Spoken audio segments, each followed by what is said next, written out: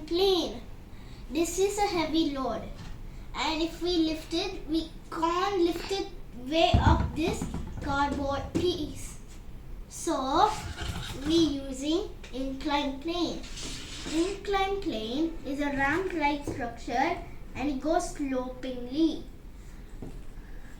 And after we take the object and roll it up like this, it is working, but it still has more effort.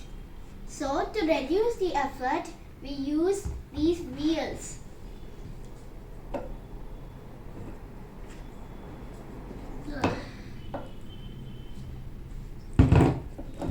These wheels are very useful to lift the object up.